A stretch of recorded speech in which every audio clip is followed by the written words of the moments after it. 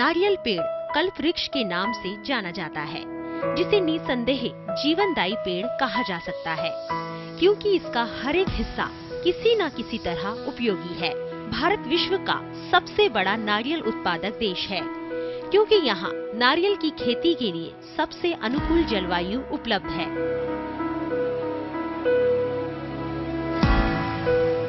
नारियल पेड़ विविध जलवायु परिस्थितियों में और विभिन्न मृदाओं में बढ़ते पाया गया है। यह समुद्री स्तर से 1000 मीटर ऊंचाई तक बढ़ने वाला उष्णकटिबंधीय पौधा है। फिर भी प्रतिवर्ष तकरीबन 2000 मिलीमीटर बारिश साल भर में मिलना इसकी अच्छी बढ़वार और अधिकतम उत्पादन के लिए उचित होता है।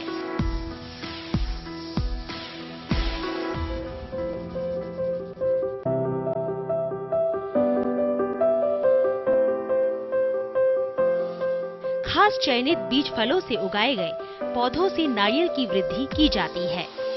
बीज के रूप में उपयोग हेतु चुनिंदे ताड़ों से सावधानी से और व्यवस्थित तरीके से नारियल को तोड़ा जाता है।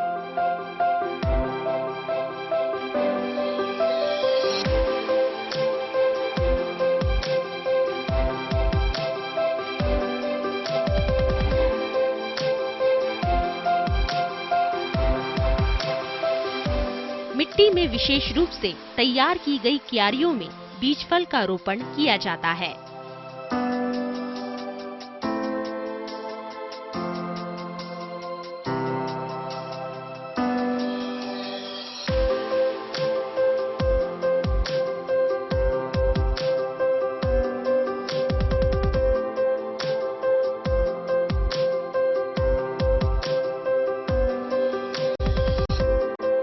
दो तरीकों में बीज फल का रोपण किया जाता है, खड़ी हुई स्थिति में और गिरी हुई स्थिति में। एक बार पौध उगने के बाद खड़ी हुई स्थिति में रोपे गए फलों का परिवहन आसान होता है।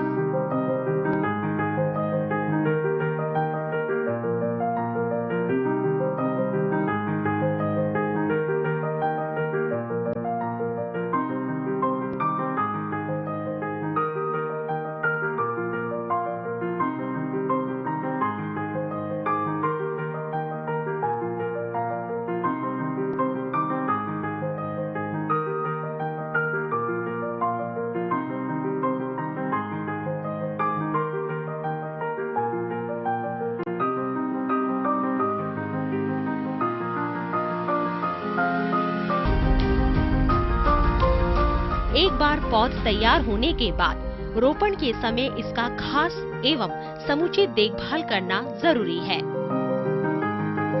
इस स्थिति में खरपतवारों को निकालना अनिवार्य है, क्योंकि यह मिट्टी के सभी पोषक तत्वों को चूस लेता है।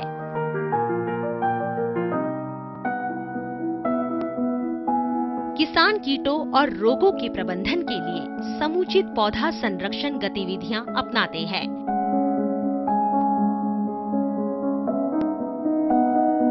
पौधों के लिए पर्याप्त मात्रा में पानी भी अपेक्षित है।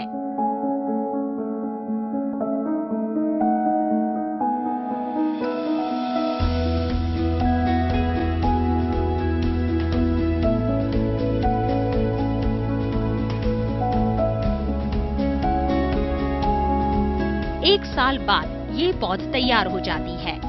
बेहतर बढ़वार वाले पौधों को पुनर्रोपण के लिए चुना जाता है।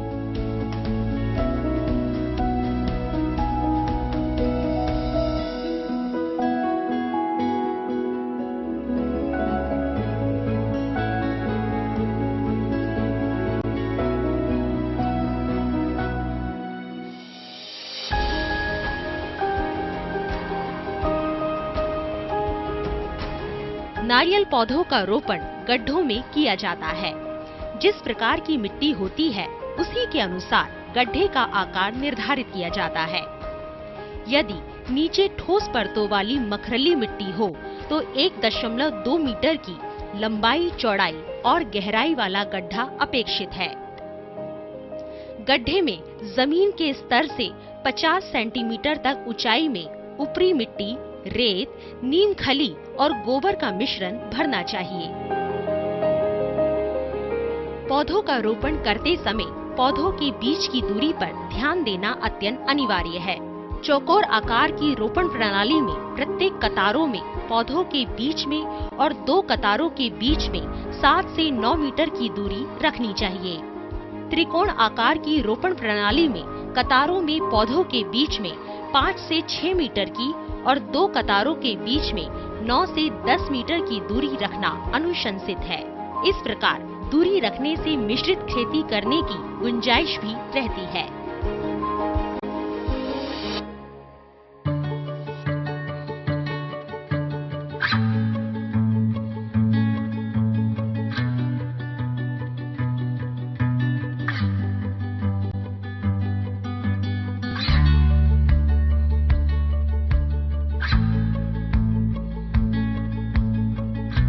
मानसून की शुरुआत पौधों के रोपण के लिए सही समय है।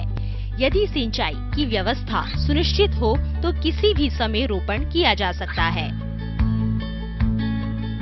हर साल नियमित और व्यवस्थित तरीके से ताड़ों को खाद देना भी अनिवार्य है।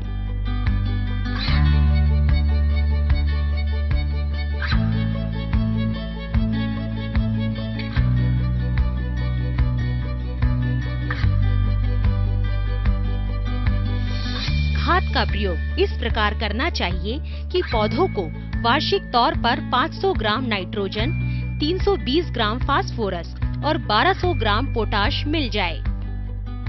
कम आयु के पौधों को रोपण के 3 महीने बाद वयस्क ताड़ों के लिए अनुशंसित खाद के 1/10वां भाग की दर पर पोषण की खुराक देनी चाहिए। दूसरे वर्ष के दौरान पोषण के खुराक का 1/3 भाग, तीसरे वर्ष के दौरान 2/3 भाग और चौथे वर्ष से पूरी खुराक देती रहनी चाहिए।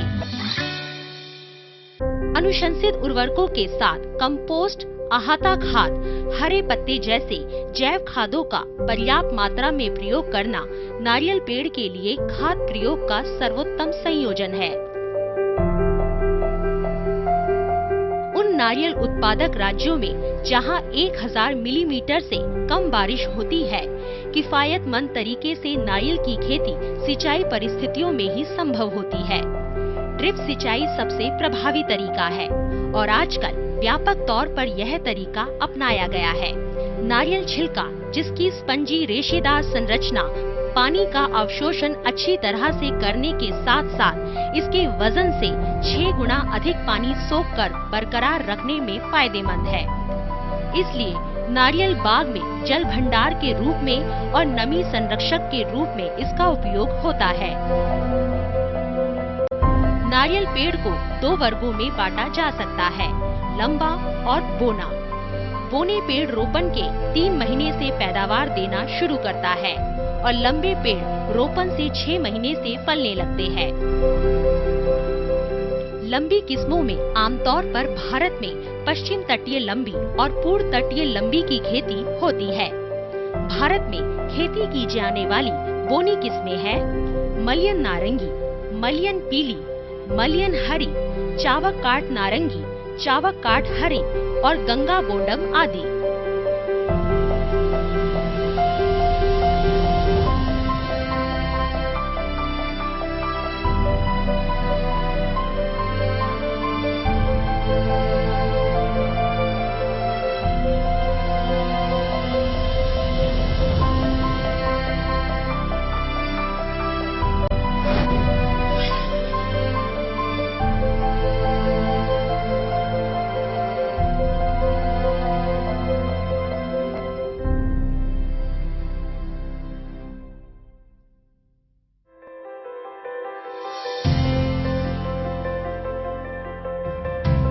डोमिनिक वो इंसान हैं जिन्होंने मिट्टी से अपनी तकदीर बदल दी है। 1955 में वे खेती की बेहतर संभावनाओं की तलाश में मध्य त्रावणकोर से कोशिककोट आकर बस गए थे। इस इंसान ने विपरीत जलवायु परिस्थितियों और जंगली जानवरों से अकेले लड़कर अपने कठिन प्रयासों से सफलता का आसमान छुआ है।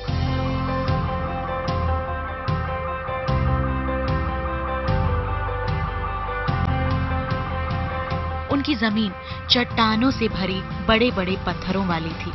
वर्ष 2006 में उन्होंने एक स्क्वैटर का प्रयोग करके अपनी जमीन समतल बनाई।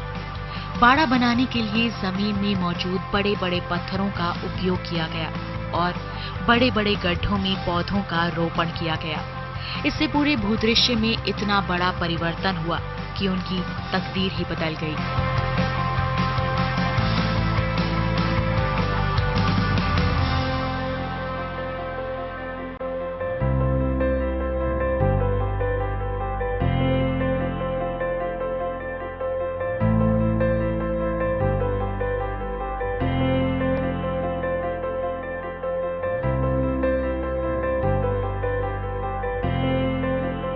उनके 9 एकड़ की जमीन में अब 350 फलदायी नारियल पेड़ मौजूद हैं, जिससे उन्हें तकरीबन 70,000 नारियल प्राप्त हो रहे हैं। 350 नारियल पेड़ों में से 325 पेड़ लंबी किस्म के हैं और 25 पेड़ संकर किस्म के। नारियल खेती से वे प्रतिवर्ष तकरीबन 7 लाख रुपए कमा रहे हैं।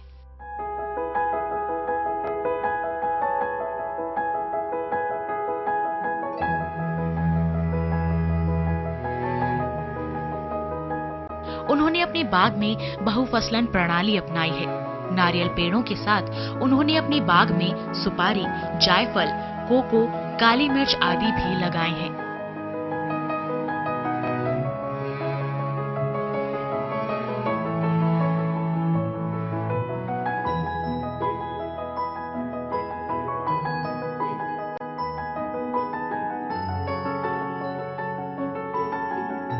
महोगनी, कटहल आदि जैसे बड़े बड़े वृक्ष भी उनके बाग की शोभा बढ़ा रहे हैं। वे अपने बाग में विविध प्रकार की सब्जियों की भी व्यापक खेती कर रहे हैं और पशुपालन भी काफी अच्छे तरीके से कर रहे हैं।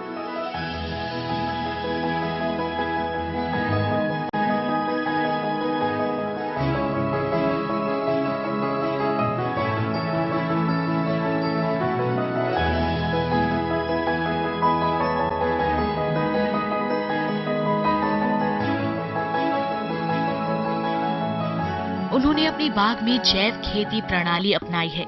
जैव अवशिष्टों का पुनः चक्रण, समुचित रूप से पलेवा लगाना और जल संरक्षण, खरपतवार नियंत्रण, फार्म जनित सूक्ष्म जीवीय वस्तुओं का नियमित प्रयोग जैसे कार्य भी वे अपने फार्म में कर रहे हैं। मिट्टी की उर्वरता बरकरार रखने के लिए वे पशु एवं कुक्कुट खाद, वर्मी कंपोस्ट, मूंगफली एवं नीम की खली और हरी खाद का प्रयोग करते हैं।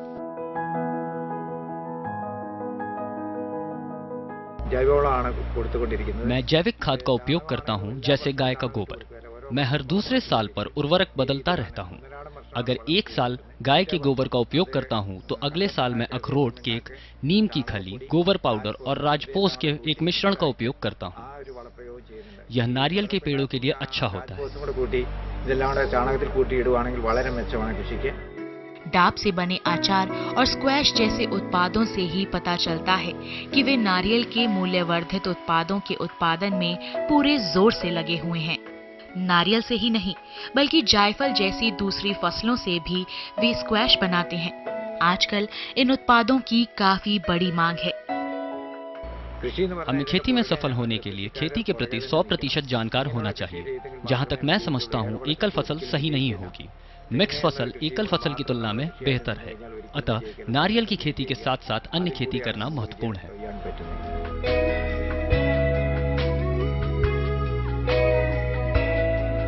ताड़ों से सर्वोत्तम पौध के उत्पादन हेतु वे एक नर्सरी भी चला रहे हैं। वर्ष 2010 में रोपण के 3 साल के अंदर नारियल उगने वाले पौध विकसित करने के लिए वे कैरा केसरी पुरस्कार से सम्मानित हुए। वर्ष 2016 में वे सर्वोत्तम नारियल किसान के राष्ट्रीय पुरस्कार से सम्मानित हुए।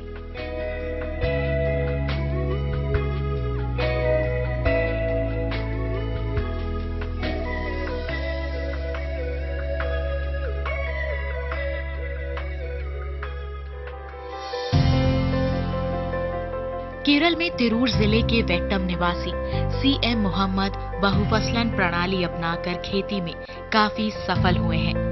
उनकी मुख्य फसल नारियल ही है, किंतु साथ साथ सुपारी, जायफल, पपीता, काली मिर्च, केला आदि की भी खेती कर रहे हैं।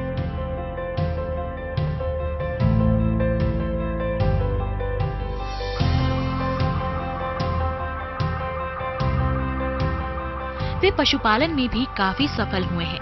उनके फार्म में गाय, बकरी, मुर्गी, बतख, एमू आदि जैसे कई पशु पक्षी हैं। मछली पालन भी उनके व्यवसाय का एक हिस्सा है।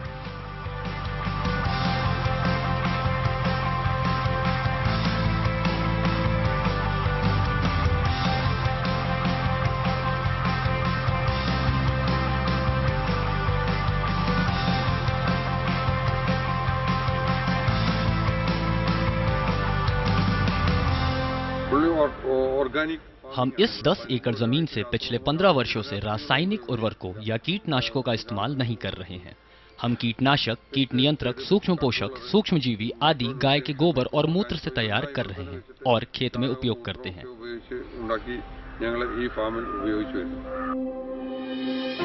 उन्होंने रासायनिक उर्वरकों और कीटनाशकों के प्रयोग से वंचित खेती प्रणाली अपनाई है। उनकी खासियत है कि खेती के लिए उन्होंने अपने बाग में पूरी तरह यंत्र चालित विधि अपनाई है। गोबर में सूक्ष्म पौष्टिक तत्व मिश्रित करके सैलेरी बनाकर खेतों में पंप किया जाता है। हर एक फसल को निश्चित अंतराल में स्वचालित रूप से पर्याप्त मात्रा में पानी दिया जाता है। जरा भी पानी बेकार नहीं जाता है, क्योंकि ये पानी उनके निकटतम अस्पताल से पुनः चक्रण के बाद लाया जाता है।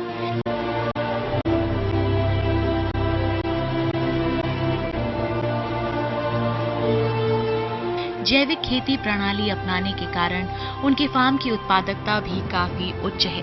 उनके फार्म में पश्चिम तटीय लंबी किस्म के 600 नारियल पेड़ मौजूद हैं और एक नारियल पेड़ से प्रतिवर्ष तकरीबन 210 नारियल प्राप्त होते हैं। केवल नारियल तेल ऐसा उत्पाद जो बाहर बेचा जाता है। बाकी नारियल उत्पादों का उपयोग एक या अन्य प्रकार से होता है। तेल केक गाय के फीड के रूप में दिया जाता है।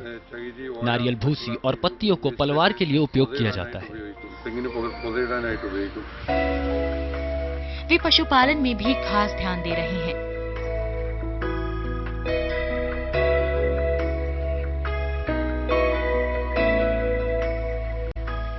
पशुओं का चारा भी वे अपने फार्म में ही तैयार करते हैं। ये हाइड्रोपोनिक्स विधि से बनाया जाता है।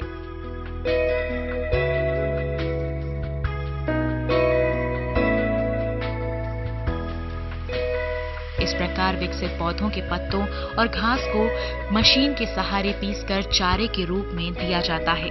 वातावरण साफ सुथरा रखने पर विशेष ध्यान दिया जाता है।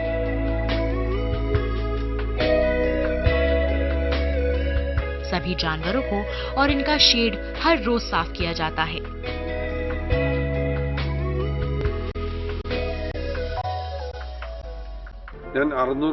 दस महीने पहले मैंने यहाँ 600 रामगंगा प्रकार के खजूर लगाए। अधिकारियों का कहना है कि यह निविदा नारियल पानी, नीरा और नारियल आदि के लिए अच्छा है। एक बार जब ये बड़ा हो जाता है तब मैं इसमें से अनुपयोगी चीजें काट देता हूँ। रामगंगा के कारण श्रम शक्ति की मांग कम हो जाती है। बौना नारियल होने के नाते हम सीधे जमीन से बीज खींचना शुरू कर सकते हैं।